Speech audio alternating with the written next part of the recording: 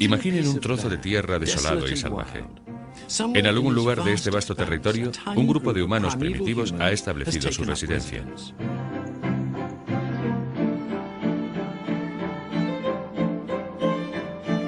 Un establecimiento tribal se construye, se inventa el pueblo. Tras 1 millón de años de vida nómada, surge la agricultura. Y con la afluencia de cada vez un mayor número de personas, los pueblos se convierten en ciudades. En tiempos de los romanos, estas ciudades ya eran magníficas en su construcción y arquitectura, pero continúan creciendo. Ya nada puede pararlas. 1000 años después, una gran ciudad medieval ha brotado.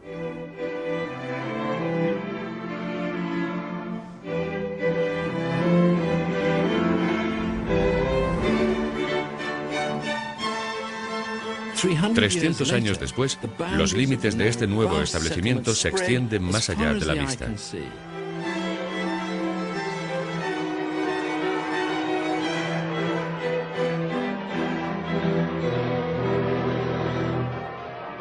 En términos de evolución, el animal humano ha ido de la choza de barro al rascacielos en un abrir y cerrar de ojos. Ha habido grandes avances culturales, pero casi no ha habido tiempo para los cambios biológicos. En ciertos aspectos, nuestras grandes ciudades son un paraíso en la Tierra comparado con los asentamientos primitivos. Nos proporcionan confort y libertad de todo tipo, pero siempre se paga un precio. El mono desnudo.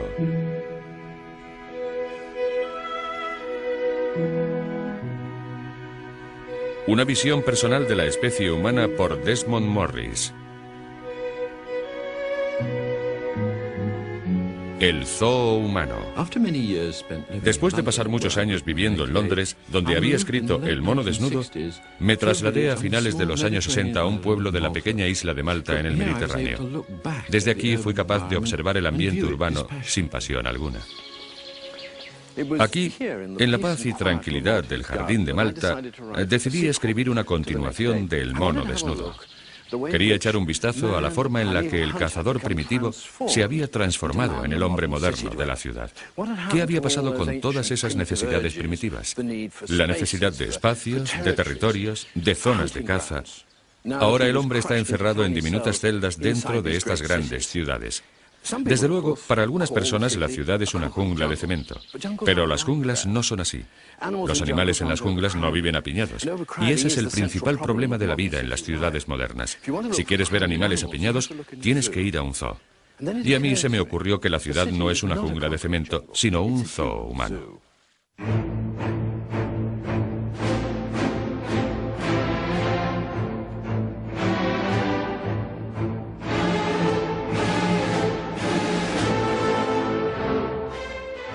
¿Cómo nos enfrentamos a las trabas y confusiones que rodean a la vida en la ciudad? ¿Cómo ha afectado a nuestro comportamiento tribal, a nuestras relaciones sociales, a nuestra agresividad y a nuestra necesidad de territorio?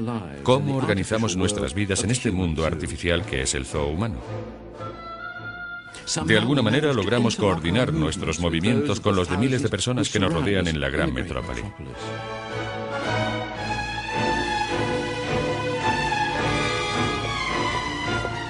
La metrópoli en la que está atrapado no un animal salvaje víctima de un cazador, sino el cazador mismo.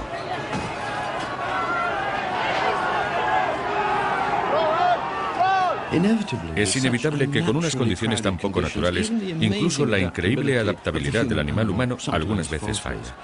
El sistema se rompe y estalla la violencia. Lo sorprendente de estas escenas es que son muy escasas. Después de todo, el animal humano ha evolucionado durante 1 millón de años para vivir no así, sino en pequeños grupos tribales de no más de 150 individuos.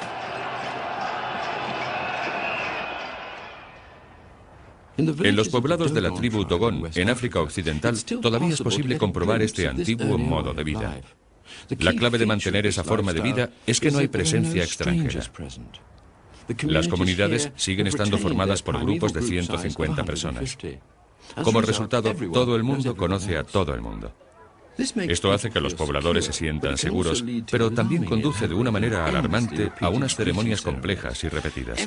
Todo el mundo debe conocer las acciones rutinarias del poblado.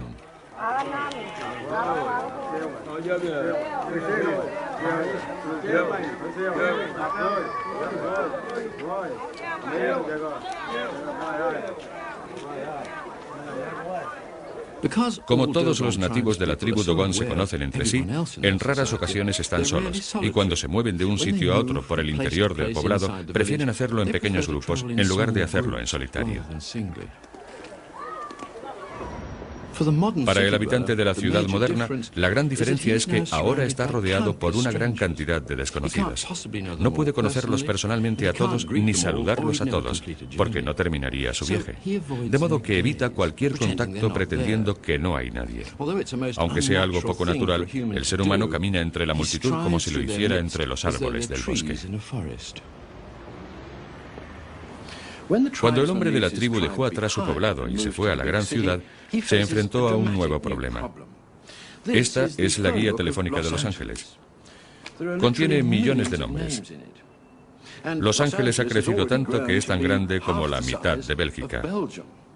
De manera que el hombre de la tribu no puede incluir en su grupo a tantas personas. ¿Y qué hace? La respuesta está aquí, en su agenda personal.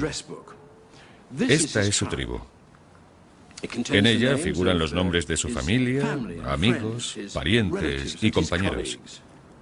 Esta es su propia tribu. Es un error pensar en los ciudadanos como hormigas en un gran hormiguero. La ciudad no es una masa amorfa. Es una gran red intercomunicada de tribus, todas ellas entrelazadas.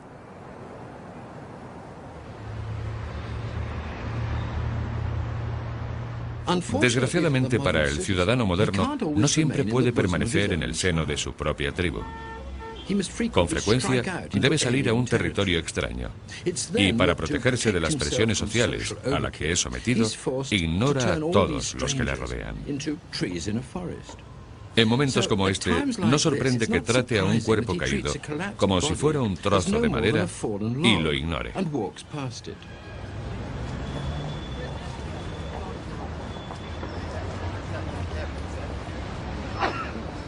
Con el sencillo recurso de pedirle a alguien que fingiera un colapso y se tumbara en el suelo, llegué a la conclusión de que una persona que aparentemente necesita ayuda puede permanecer desatendido mucho tiempo.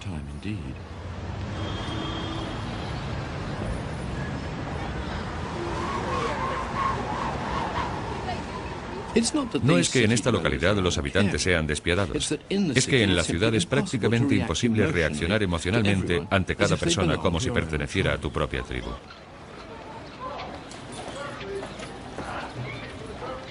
Cuando sucede lo mismo en la calle de un pueblo, la ayuda llega enseguida. Es curioso ver que la ayuda llega de los habitantes del pueblo, no de los turistas.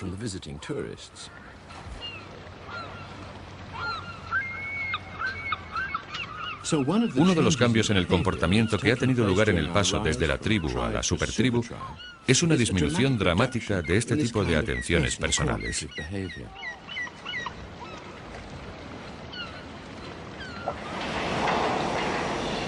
En la ciudad, los extraños son tratados casi como si pertenecieran a otra especie. Esto nos ha conducido a algo virtualmente desconocido en cualquier pueblo: el fenómeno del robo. La mano tendida en una ciudad no siempre es lo que parece. El ladrón urbano trata a su víctima no como un posible amigo, sino como un miembro de una tribu rival. Con la destreza de un artesano, coge la pulsera de oro de la muñeca de su víctima.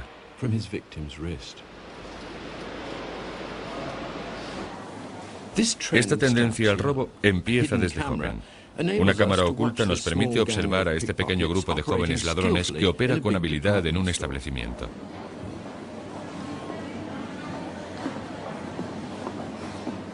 Cooperan entre sí y trabajan como un grupo. No sienten nada por su víctima, totalmente desconocida para ellos.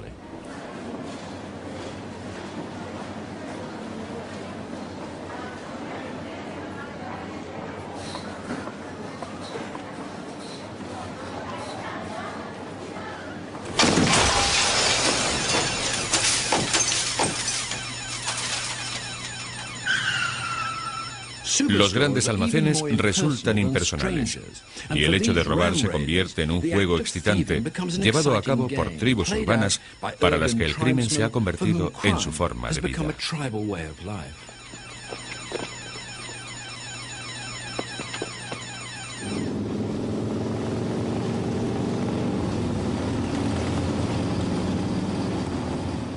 Como es importante demostrar algún tipo de pertenencia tribal, los individuos, para diferenciarse de las masas, adoptan una gran variedad de uniformes tribales que muestran su particular fidelidad.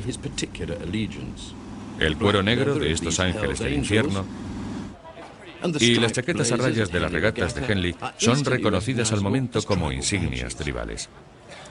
Si el hombre de la tribu exhibe la insignia adecuada, se identifica ante el mundo como miembro de un grupo concreto.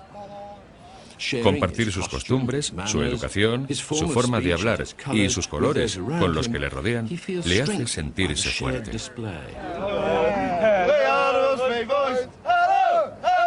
Excluye a los que no son miembros y le otorga un sentido de poder e identidad tribal.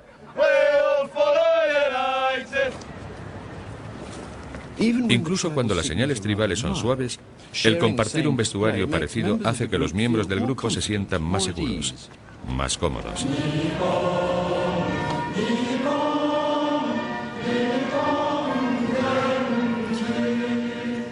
Algunos grupos, para forjar un vínculo tribal, organizan una ceremonia de iniciación. Esta antigua tradición sobrevive hoy incluso en las más avanzadas culturas. Estos nuevos reclutas de una compañía eléctrica japonesa entonan obedientemente el cántico de su nueva tribu.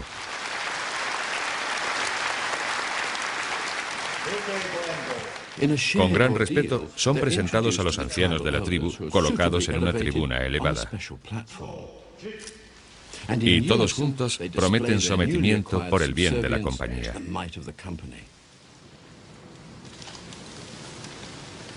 Cuando cuente 3, empezáis. Aquí, en Los Ángeles, un grupo de mujeres pertenecientes a una banda de delincuencia urbana está iniciando a una nueva recluta. La función de este acto tribal es exactamente igual, pero el modo de llevarlo a cabo es muy diferente. 10, 11, 12, 13, 14, 15, 16, 17, 18, 19, 20, 21, 22, 23, kicker, 24, kicker, 30. Pega, dale fuerte. Dale, que le duela. 29, 30. Tras soportar 30 segundos de violencia física, es aceptada como miembro de la banda.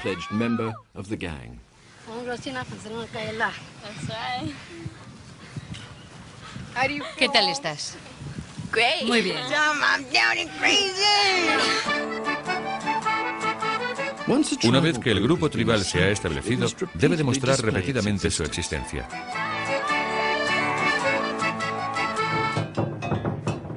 Las insignias pueden no ser suficientes y se crean rituales compartidos.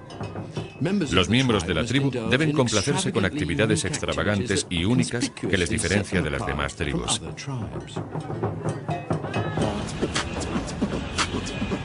Las nuevas tribus inventan sus nuevos ritos y lenguajes con gran rapidez.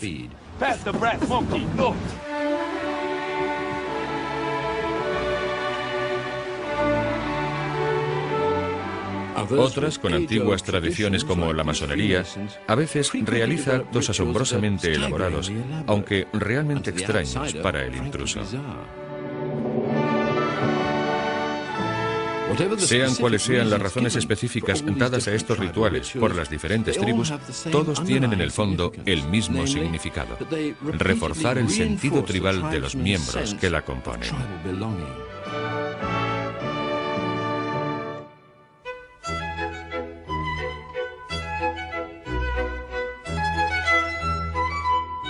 Y esto ocurre en todas las partes del mundo de mil modos diferentes, generalmente utilizando música y movimientos sincronizados que incrementan el sentimiento de pertenencia a la tribu.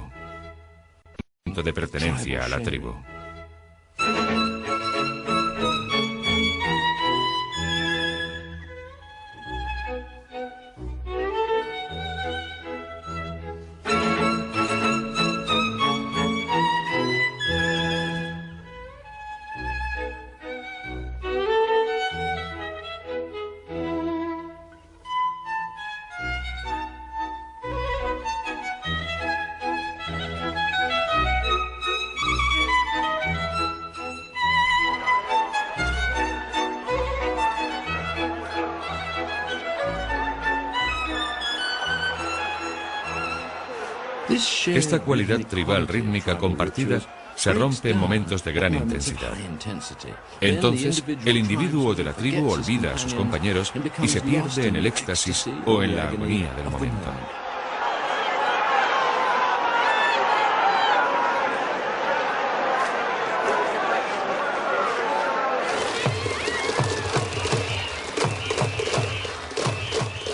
Pero, excepto en esos intensos momentos, hasta las mayores tribus consiguen que sus miembros disfruten mediante acciones rítmicas y sencillas. Esta pacífica imagen es la cara alegre de la tribu, que permanece incluso cuando la tribu es engullida por una gran supertribu. Pero también existe la otra cara.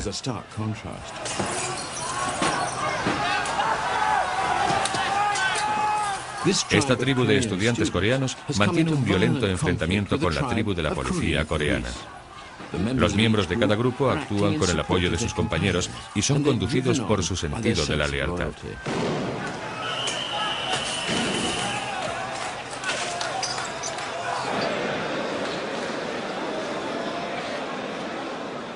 La violencia puede incluso aparecer entre grupos supuestamente moderados como partidos políticos rivales. Por ejemplo, aquí, en el Parlamento de Japón.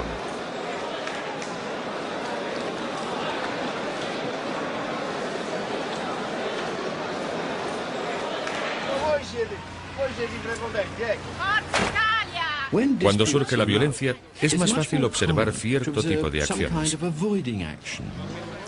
Este hombre, en cuanto es seriamente amenazado, se tumbará y adoptará una postura de sometimiento que conseguirá calmar al agresor.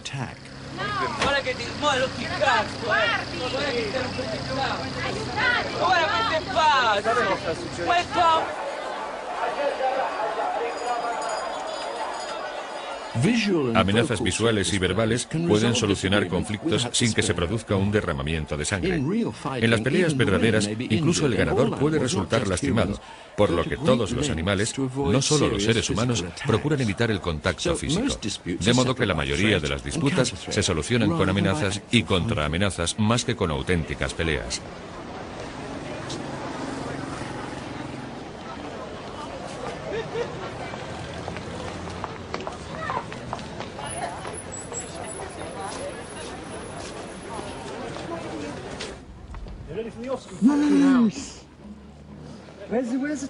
Una forma de que la violencia encuentre una salida sin pérdida de sangre es la llamada agresión dirigida. En este caso, la ira se concentra en objetos inanimados en lugar de seres humanos. Así, las víctimas son los vehículos, no las personas.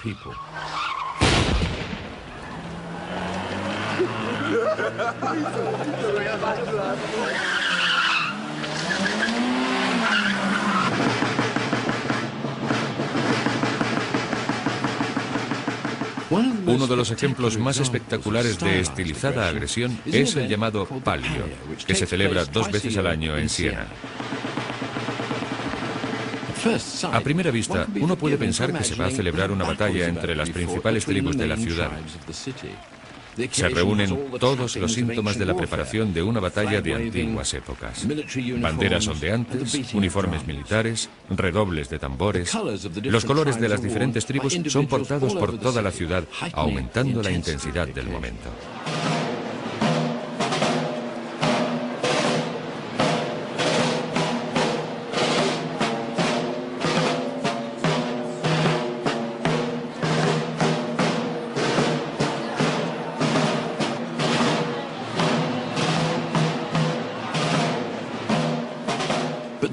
Pero va a ser una pelea por encargo. Los verdaderos guerreros no serán estos hombres.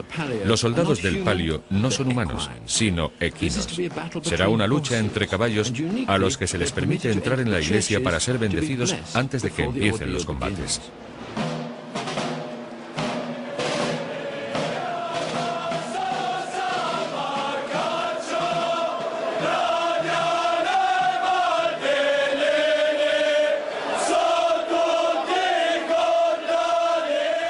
La agresión de los jóvenes de la ciudad alcanza un clímax vocal antes de que comience el acto final.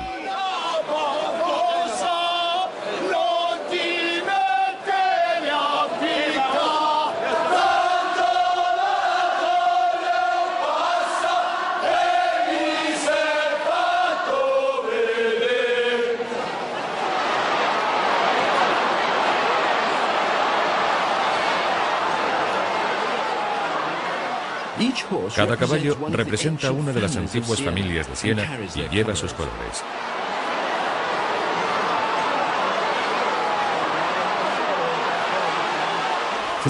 Para los jinetes que montan a pelo no existen reglas. Pueden usar el látigo con su caballo y contra los rivales. Es un concurso salvaje para ambos, jinete y montura, y muy pocos acabarán la carrera. De hecho, a diferencia de las demás carreras, ganará el primer caballo que pise la línea de meta con o sin jinete en su lomo.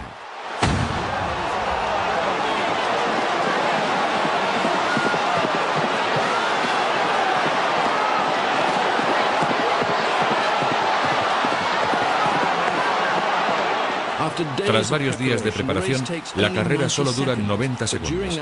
Pero durante ese breve espacio de tiempo, toda la ciudad de Siena se concentra en el intenso drama que se está llevando a cabo.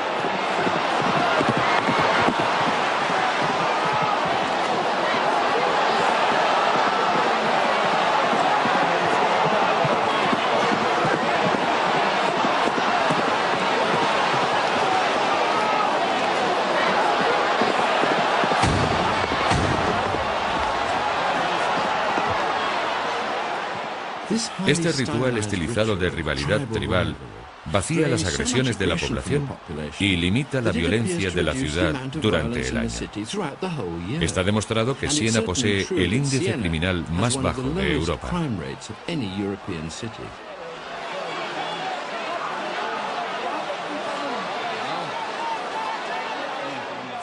Así es el comportamiento del hombre dentro de su tribu.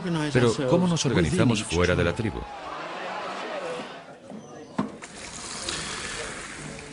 Considerando lo complicada que es la sociedad urbana moderna, es notable que sus habitantes no sean más agresivos. Para la mayoría de la gente, un día normal es afable y amistoso.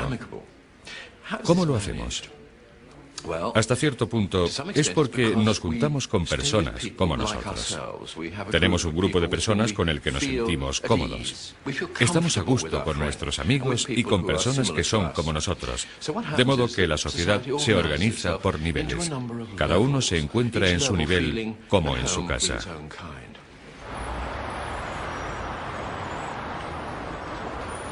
Un pub inglés es un buen ejemplo. Cada sala tiene un nombre diferente.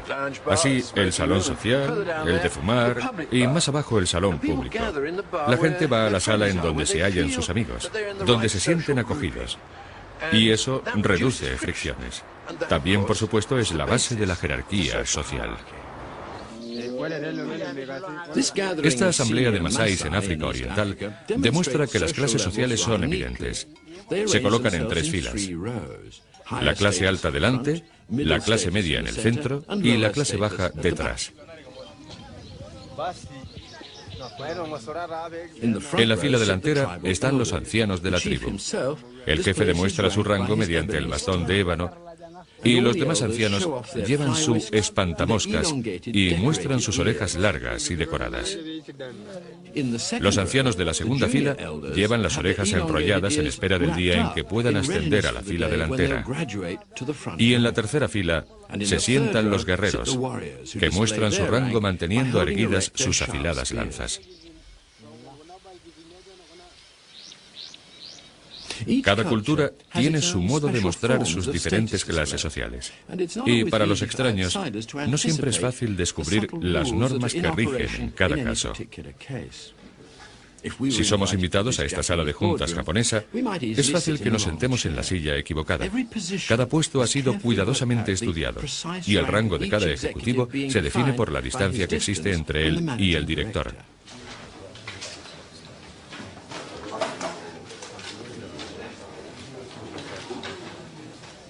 Esta sala de juntas es un verdadero campo de minas.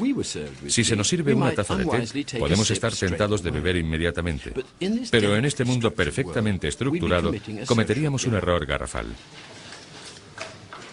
El director debe beber primero, y a continuación cada uno de sus ejecutivos siguiendo el orden establecido. En este mundo de la alta tecnología hay que seguir las normas de etiqueta y un comportamiento correcto. El lenguaje corporal nos da una especial visión de la relación entre diferentes categorías. El director de la derecha es inconscientemente imitado en casi todos sus actos por el joven ejecutivo de la izquierda. Se rasca la barbilla, se rasca la barbilla. Cruza los brazos, cruza los brazos. Se toca la nariz, se toca la nariz. Asiente con la cabeza, asiente con la cabeza. Y cuando el jefe fuma un cigarrillo, el ayudante hace lo que puede, llevándose a la boca sus dedos vacíos.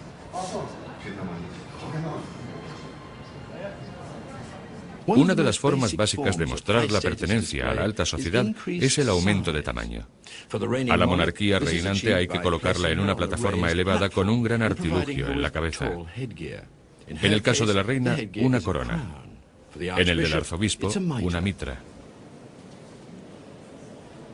Esta idea de que altura y condición social van unidos es importante en el comportamiento del hombre y en la mayoría de los animales.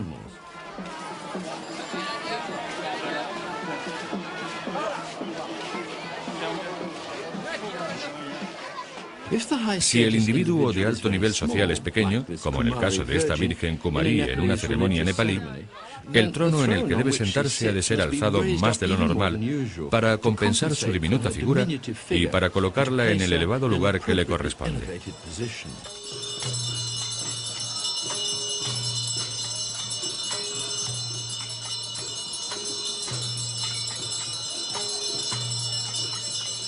De este modo, esta pequeña niña de 9 años con su corona y sus ropajes dorados se transforma en una regia figura.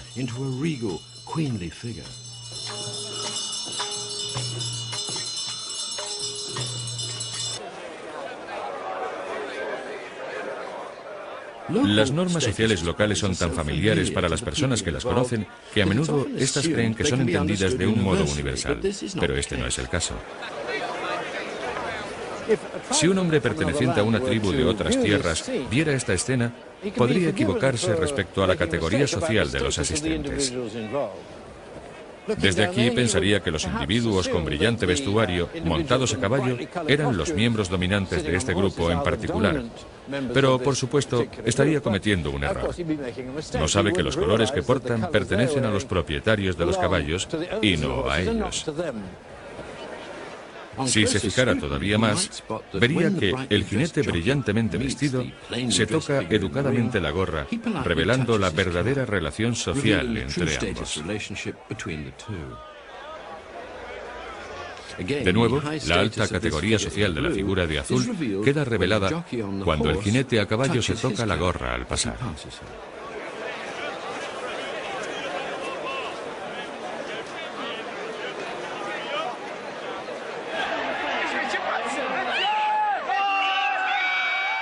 En la antigüedad, una categoría social alta precisaba un vestuario elegante, pero hoy en día, gracias a los medios informativos, una cara famosa es suficiente para indicar un rango elevado.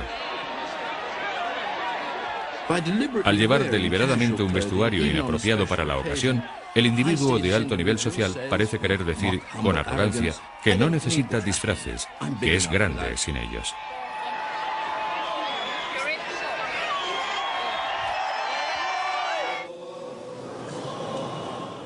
A los ojos de Alá, todos los musulmanes son iguales. Esto es un problema para el rey de Marruecos. Durante la inauguración de la nueva mezquita de Casablanca, tuvo que llevar la obligatoria chilaba del pueblo marroquí, de mayor categoría social de todos los presentes en la ceremonia, colocándole lejos de los asistentes y elevándole ligeramente sobre una plataforma de cojines. No muy pronunciada para no ofender al profeta, pero sí lo suficiente como para distinguirle entre los creyentes.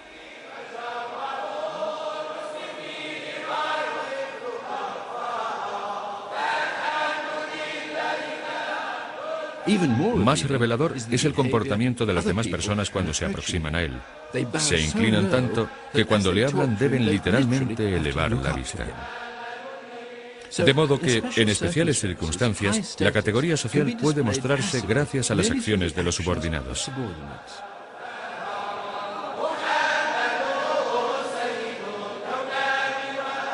Es evidente que cuanto mayor sea la categoría social, menores son las inclinaciones corporales. En este monasterio budista Zen, todos se inclinan profundamente ante Buda. Pero cuando los monjes se saludan unos a otros, el ángulo de la inclinación revela el nivel social. Los monjes jóvenes se inclinan mucho más que los ancianos, que además utilizan prendas que revelan su alto nivel social.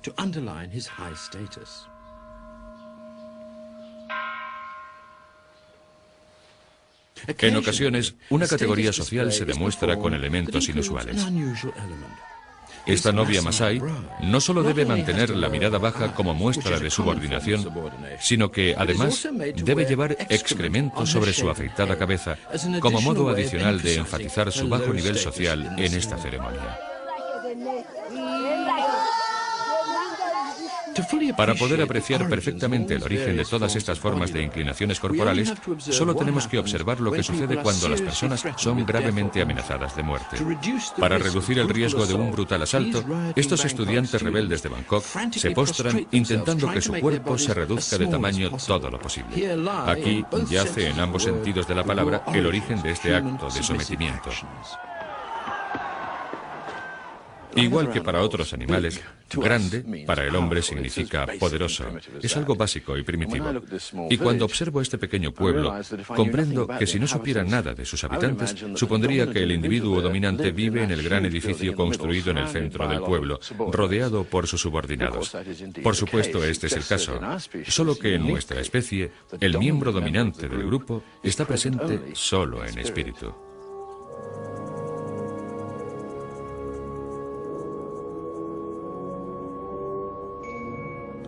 Cuando el hombre descubrió a Dios, la deidad asumió el papel más importante en la sociedad. Tratado como individuo dominante con todos los gestos apropiados de subordinación, el imponente poder de la figura de Dios produce un profundo respeto. Este respeto ha sido asumido por los santos, que se han convertido a sí mismos en agentes de Dios, con lo que se consigue que los hombres sean más colaboradores con estos grupos. De este modo, las religiones organizadas se convierten en la última estrategia de las categorías sociales, produciendo una subordinación que no se puede encontrar en cualquier otra esfera de la actividad humana. Un extraordinario ejemplo podemos verlo en este peregrino visitando un monasterio en el Tíbet. Tiene que postrarse cada vez que da un paso, y lleva caminando cientos de kilómetros desde su casa.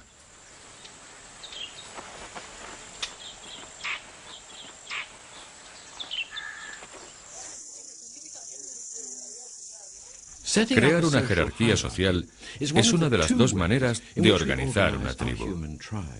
El segundo modo es estableciendo un territorio. Si la categoría social se preocupa de quién eres, el territorio se ocupa de dónde estás. En esto nos diferenciamos de los demás primates. Y es así porque los primeros cazadores, nuestros ancestros, necesitaban un lugar al que regresar con el resultado de la caza. Tenían que tener una base, y esa base había que defenderla. Esto nos obligó a colocar señales territoriales, indicando que es una zona ocupada. De ese modo esperamos reducir la necesidad de defender activamente nuestro hogar. Confiamos en que la gente respete nuestro espacio siempre que marquemos las fronteras con claridad. Tratamos de igual modo a nuestros vehículos, como si fueran nuestros territorios móviles, y cuando son amenazados, los defendemos con un ardor y una pasión primitiva.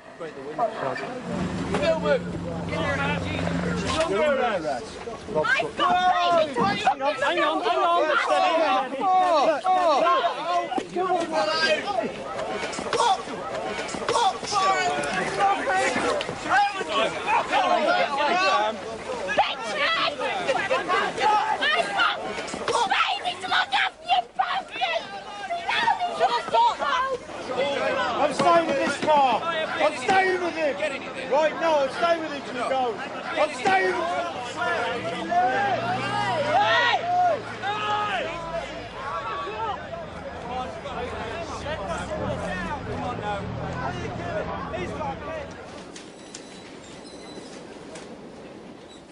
Además de nuestro territorio familiar, cada uno de nosotros tenemos nuestro territorio personal. En una gran oficina puede que se reduzca a una mesa, pero una vez más procuramos etiquetar ese territorio como si fuera nuestro. Estos pueden parecer juguetes infantiles, pero en realidad son marcas territoriales diciendo: este es mi terreno, no te metas.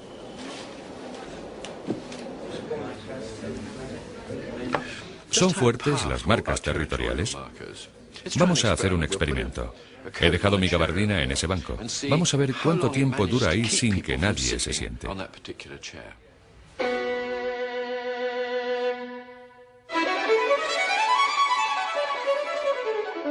Lo que sigue tuvo una duración de 2 horas y lo hemos comprimido en 45 segundos.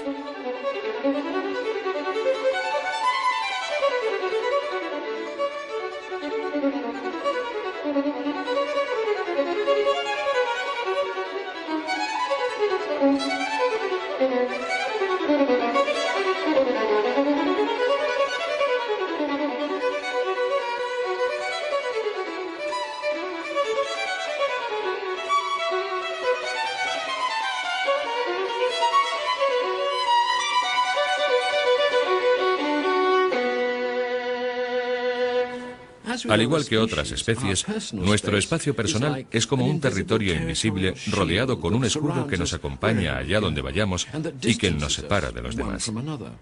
Mires por donde mires, podrás ver cuerpos colocados con constantes intervalos, como obedeciendo una ley espacial no escrita.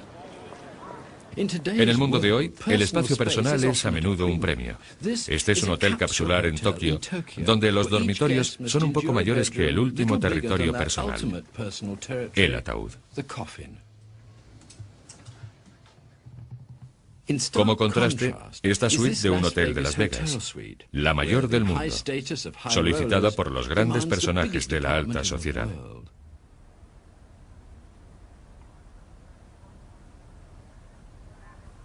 El tamaño no es importante solo en las relaciones sociales, también es un arma territorial.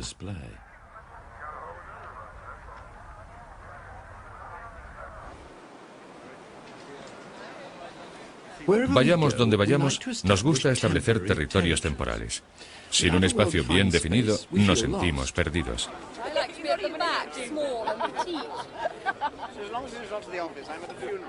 Siempre estamos colocando marcas territoriales y recreando nuestras zonas familiares, como aquí, en donde los comedores imaginarios se conjugan de un modo mágico en medio de un campo lleno de automóviles.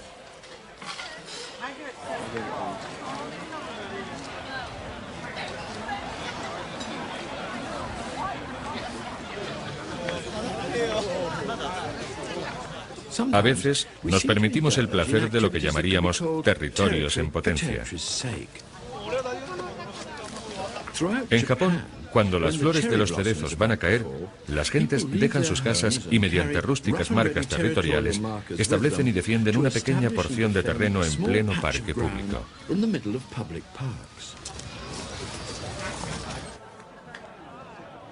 Las flores de los cerezos son en realidad la excusa de un territorialismo civilizado y organizado. Cada grupo disfruta la sensación de estar dentro de un pequeño nido, aunque sea una simple manta sobre el suelo.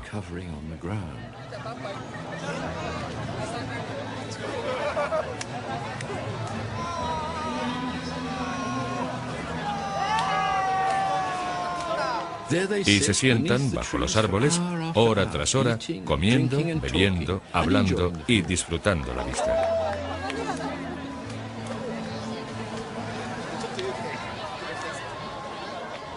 Suelen respetar los territorios de los demás y pocas veces invaden el delimitado territorio del vecino.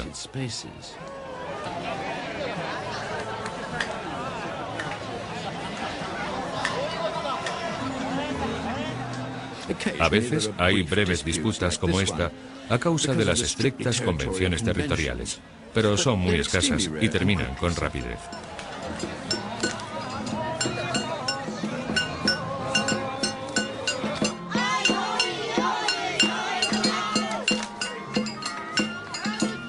Una vez que están todos bien instalados, lo celebran cantando, bailando y con una fuerte sensación de pertenencia a un grupo territorial.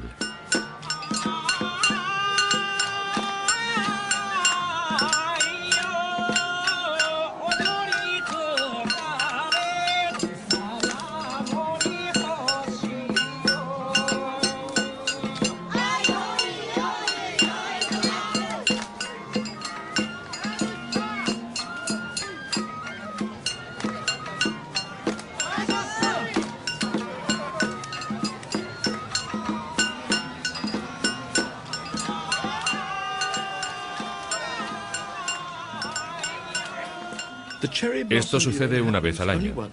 Cuando todo acaba, los pequeños grupos territoriales se desmantelan y el parque vuelve a su normalidad. Otros grupos territoriales son más duraderos.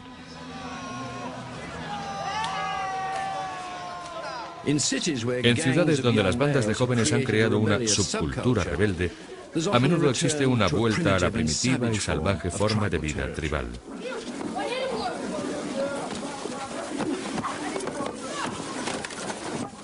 Cada banda restringe sus actividades a una pequeña y bien definida sección de la ciudad donde la disciplina tribal es severa.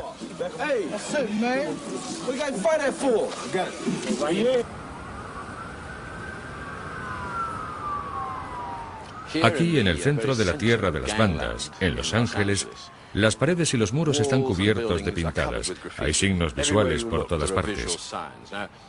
Y sucede esto porque cada banda tiene su propio territorio que debe ser defendido. Y no solo defenderlo, también deben advertir a los rivales diciéndoles, esto es nuestro. Si fuéramos lobos o tigres, dejaríamos rastros olfativos, pero como somos humanos, dejamos rastros visuales. Y casi todas las zonas en donde se puede pintar han sido pintadas.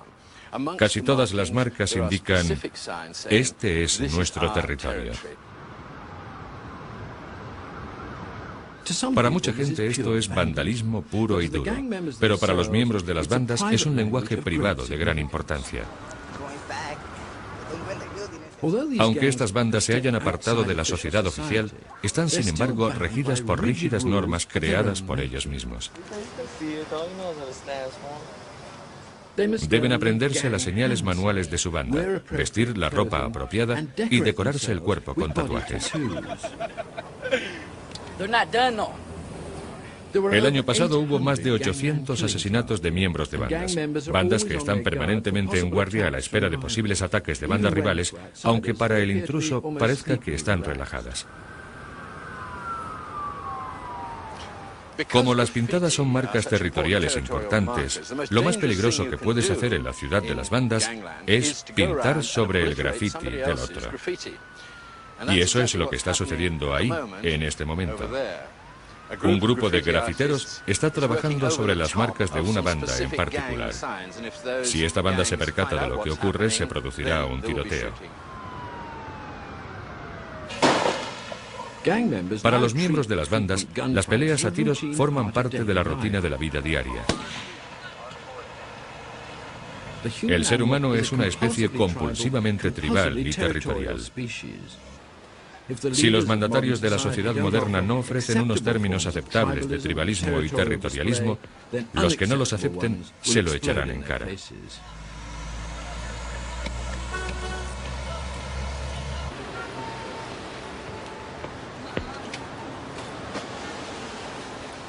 Además del territorio personal, del territorio familiar, incluso del territorio tribal, hay otro territorio en la organización social, y es, por supuesto, el territorio nacional.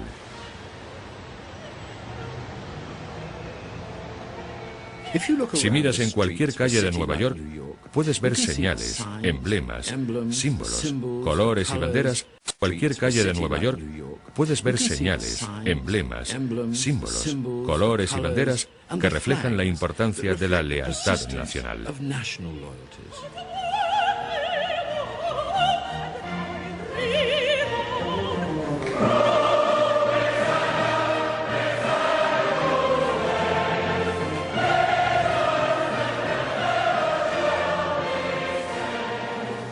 Cuando se reúnen en gran número en un lugar para gritar sus cánticos territoriales, el efecto es igual de emocionante para aquellos que toman parte como para los que no lo hacen.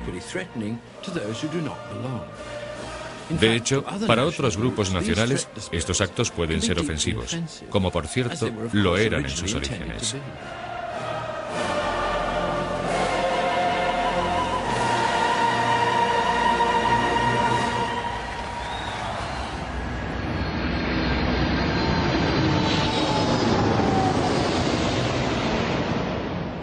¿Cuál es el futuro del zoo humano? Como hemos visto, contiene una enorme multitud de animales humanos. Animales que llevan evolucionando 1 millón de años. Animales que, tras vivir en pequeñas tribus, viven ahora en chabolas o en impersonales bloques de torres.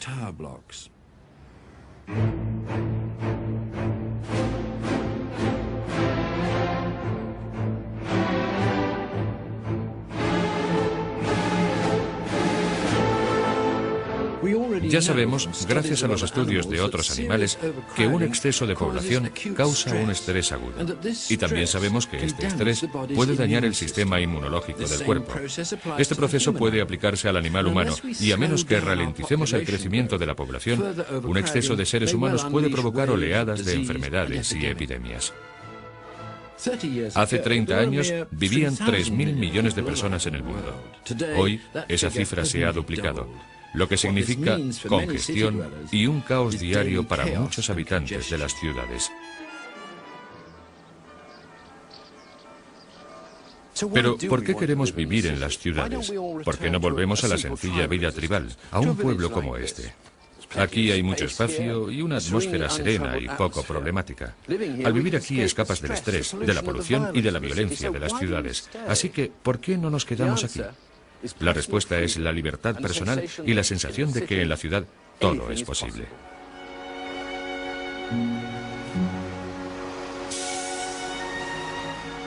La cambiante complejidad de la ciudad nos excita. Si la utilizamos bien, la ciudad puede convertirse en un estimulante palacio por cuyos corredores puede volar nuestra imaginación y nuestra creatividad se desata. Puede también enviarnos demasiado pronto a la tumba, pero también puede enviarnos a la luna. De manera que la ciudad del futuro puede ser un estresante zoo o un emocionante parque para el ser humano. La respuesta la tenemos nosotros.